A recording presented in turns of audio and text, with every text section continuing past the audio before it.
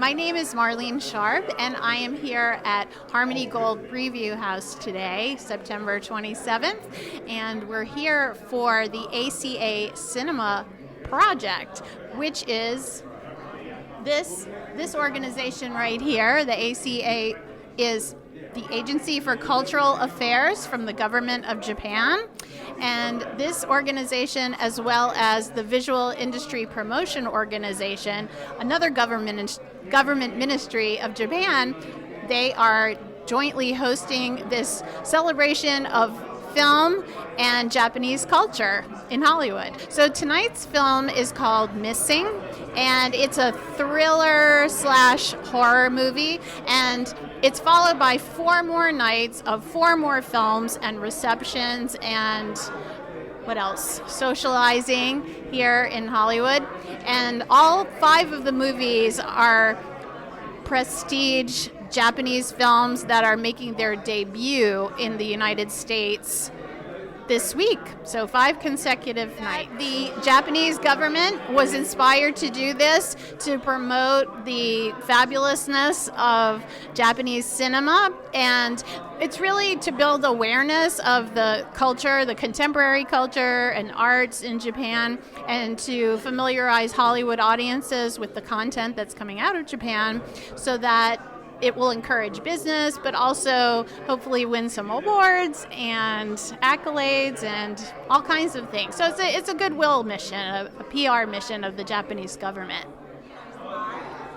It's organized by ACA, which is the Agency for Cultural Affairs, Agency for Cultural Affairs from the government of Japan, and also VIPO, which is the Visual Industry Promotion Organization, also another division of the Japanese government. The PR firm is LA Media Consultants, and this lovely lady right here, Deborah Gilels, is the publicist. And Deborah... My pleasure. I love to work with all kinds of groups and stuff, and I do a lot of Japanese anime anyway, so when we met... Both of us do. Right, and we met down the hall. We live right near each other. We met through our dogs, or closest of friends. Yes, little white dogs bringing people together, as well as Japanese culture in Hollywood. It's quite a combination, so we're very proud. Actually, the big marquee star is Koreeda-san, who is the director of the film that will be showing on Thursday night, which is called Like Father, Like Son, and it's actually a retrospective film. So it's the only film out of the whole lineup that is not a brand new release. So VIPO and ACA are honoring Koreeda-san for his directorial greatness. He's a Cannes Palme d'Or winner from previous years and very highly regarded both inside and outside Japan. And then the other 4 films are all for grown-ups, and they're all live action. So we've had a lot of questions about whether anime will be shown. No anime in this lineup. It's all live action, but they're all movies for grown-ups and very introspective, very dramatic, some excellent performances, very character-driven, and we're hoping some American celebrities show up, as well as we'll have appearances on Zoom from Japan with the other directors of all the other films. So, yeah. Yeah, so there are 80,000 films made each year. It's kind of hard to grasp that number. Like, if you think about how many films you know in a year, maybe a couple hundred if you're really into it. So many films, because it's become easier to make films, to finance films. But after the film is made, aside from the film festival circuit, there's not really distribution for you. It's kind of like an inner circle of studios and streaming platforms and corporations that everybody hopes to get into, but most people do not. So we're kind of seeing ourselves as a stepping stone. You can put your film on Filmocracy, gain some traction, gain some recognition, and then we've actually had distributors and studios come to us and ask if they can take over those movies for a wider distribution, which we're happy to do. This is an important time, especially for film festivals, because the pandemic forced everyone to go online, which before the pandemic, there were almost 0 festivals online. It was just not interesting to them. But now that they've been forced to do it, they've earned a lot of revenue, gained a worldwide audience, so that has really helped them to expand their events to do physical and online. But I think we're starting to go back in person, and so some festivals are reverting back to just doing their physical events, but we are still definitely much further ahead into the virtual world than we were before, and I don't see it going away anytime soon. But I think this whole metaverse thing is still... The metaverse, I think, is still too far away from mass adoption. You know, even getting some people onto Zoom was such... Like, it took so much force of a pandemic to get people to adopt things like that. And to get into the metaverse opens up this whole Pandora's box of needing to have, you know, a MetaMask and your own crypto wallet and setting up a Chrome extension on your computer. So it's really complicated for people to make that leap from Zoom to being in the metaverse. I think Zoom and like video conferencing has already made it maximally convenient. It doesn't get any more convenient than that. Like being able to stay in your house and go and have a face-to-face conversation is maximum convenience. Adding this layer of having like an avatar who can walk around and visit places, that doesn't really add that much. You know, the real core of what we need is just this communication. So Zoom accomplishes that plenty. My name is Derek Lee, and I work with the Korean government agency called KOTRA. We're a promotion and investment agency, been existent for 60 years exactly this year. So what we do is we help small to mid-sized companies in Korea wanting to venture into different territories in the world. So being existent 60 years helped us grow. So now we have 128 offices all throughout the world. And in North America, we have 8 offices: Los Angeles, New York, Washington, Texas, and in Canada as well too, Vancouver and Ontario. Europe, we have all the offices, but the most offices that we have at the currently in the moment is in China. We have more offices in China than anywhere else. But Europe, we have Paris, London, Italy, Spain, just about every territory that we can cover we have. So what we do is we help them venture into these territories without any kind of hiccups by giving them the informations of infrastructures of what we have done in the past 6 years. It helped them, you know, venture in or step into these offices or industries a lot easier. That's what we do.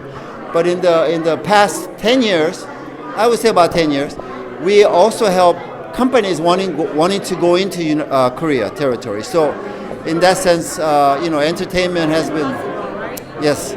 So we do 2-track now. In the past, it was only one-sided, but now it's 2-sided, 2-track, and we help them go into these theaters. So let's get back to the successful stories. Well, successful stories of entertainment and animation industry in specific is a character called Pororo, which has been available in Korea for over almost close to 20 years, but it's been allocated into different territories. Europe has been very successful. In North America has been a little bit different. North America has too many of animation characters and whatnot, so it's been really tough here. But as far as the as you know, the Netflix has been very successful with Korean dramas and whatnot. So we're looking more into rounding out other fields of entertainment. Yes, animation is a little bit of difficult because when you target young kids, and especially kindergarten stages, it's depending on the parents' choices, not the kids' decision. So. Well, we're very easy to find by logging into www.kotra.co.kr, and then it shows all the information about what we do, both in English, Korean, Chinese, Japanese, all the languages are available.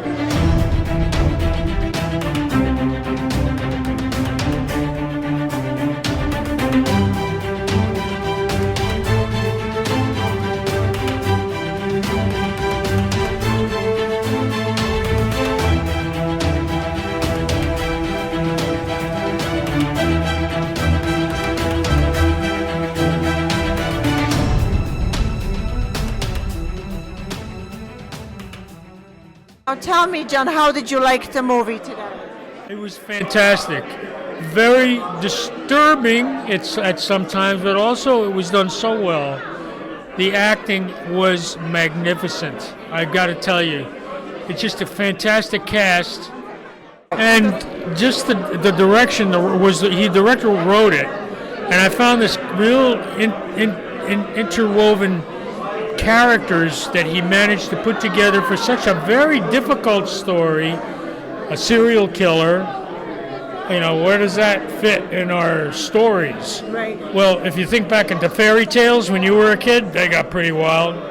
But the humanity was in this story too. And it also brought the sense, I love the language. I love the fact that they had subtitles. I want to see more of that in this country. We have over hundreds of different cultures coming and living in America. That is America. That's the way it's supposed to be now. It started out with a couple other tribes, like a few hundred. Now we have more. And this is great to hear the language.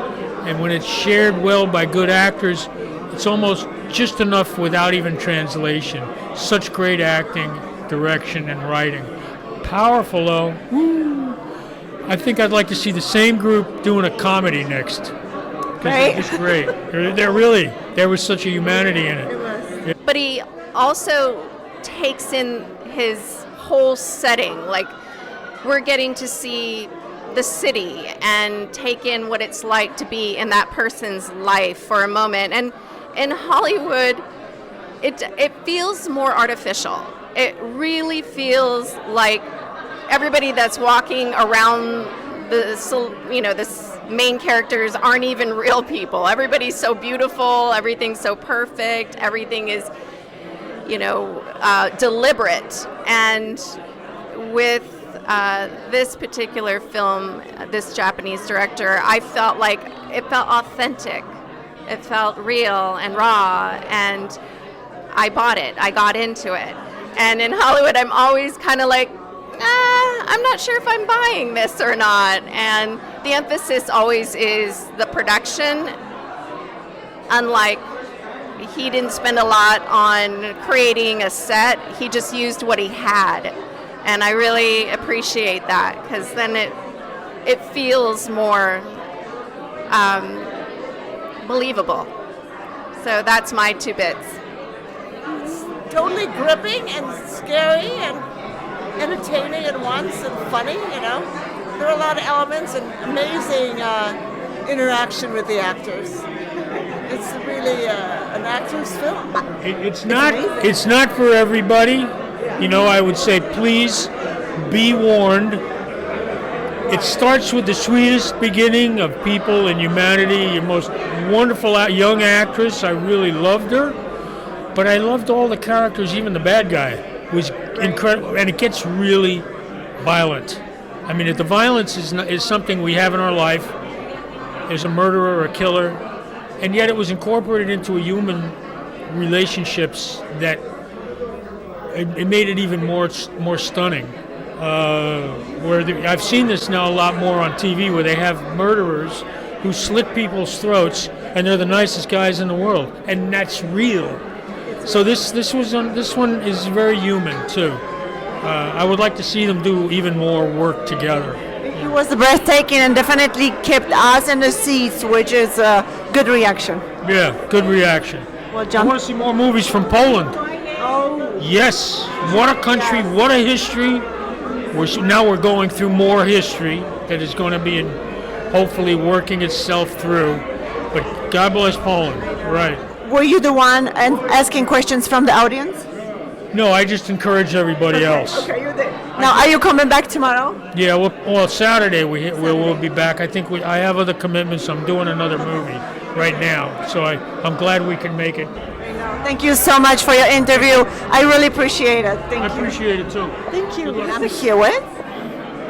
I'm Nahoko from Bipo, and I really appreciate so many people coming to tonight. We are came from Japan on behalf of the organizer, which is the Agency for Cultural Affairs, and we are operating this event, the Bipo. Great. What's your thoughts about the audience reaction today? I think the Q&A session is atmosphere is really good. So I really I think it's good. And the director, it's he appeared online directly from Japan. I think he enjoyed a lot. The movie was powerful, was very intense, and was very good at the same time. Is this more a cultural thing in Japan? Intense movies? It depends. The Japanese movie, it has the much more diversity and so many different kinds. So this is one of them. So we're gonna have 4 more nights. So every movie is different taste. So I really hope people enjoy everything. So you coming back next year? I hope so. How did you enjoy it? Oh, I enjoy the film. I love powerful films, especially about women in the sports world and the challenges like this female. She's deaf and the challenges that she had to go through and what she had to do to navigate through the world of silence and to the world of boxing. It was very fascinating. I really enjoyed the story. But I do represent talent that has all different types of challenges, whether it's hearing impaired or physically impaired or just have mentally impaired as well. Well, it's interesting that you said that. In the early 90s, I started specializing in international talent, transitioning into the market here because I felt that the world is our audience, and there should be more content that includes everybody from all different types of cultures and sharing the stories from all different countries that helps connects us together. And you connects us together through all the stories that is told from the creative of writing, the creative directors from all over the world and how they share our stories. And this is how we become connected as a world and as an audience. And it's extremely important. I started off as management in the mid-90s, taking on talent who wanted to break into the Western market. This was a time in the mid-90s where basically a lot of the different cultural roles were stereotyped. And so for me, it was pushing my clients not into the stereotype roles, to include them, incorporate them, and just into all the mainstream roles, because this is what America was based on. There was migration of people from all over the world, and this is what we have today. So it shouldn't change when we're telling stories and creating movies and creating TV. Different types of programming is extremely important, and I've always been an advocate of that since the mid-90s when I started representing talent. And so now with these big streaming giants, and they know who their audience is, and they want to create programming that reflects the audience that is watching us. And so I think it's very, very, extremely important for the collaboration on the international market. And that's why I'm here today. That's why I'm here today.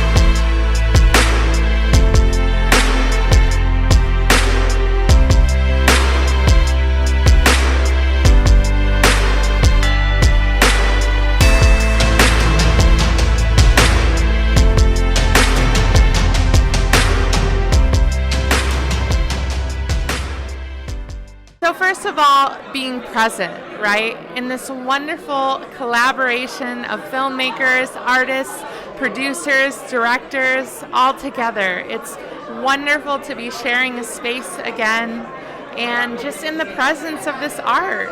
You know, art is sacred, it's a gift. It expands our minds and consciousness. So to be together and experiencing that, sharing that, that's powerful, that's sacred.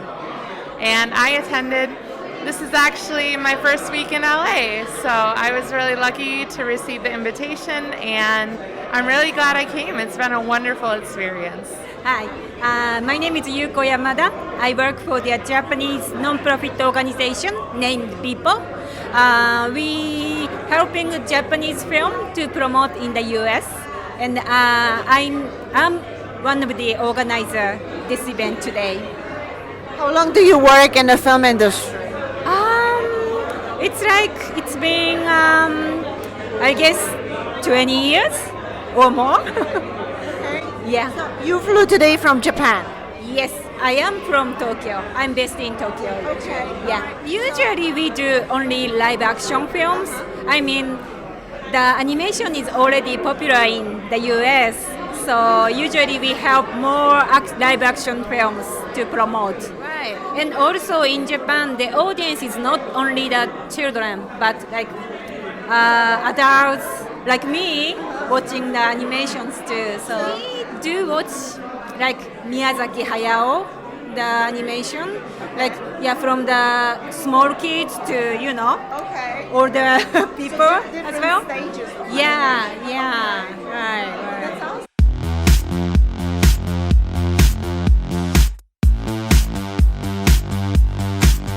Shout out to Red Carpet of Hollywood. Thank you so much for attending our event and also for paying attention to what we're doing here. My name is Paul Jun. I'm the CEO of Filmocracy, and shout out to Red Carpet Hollywood.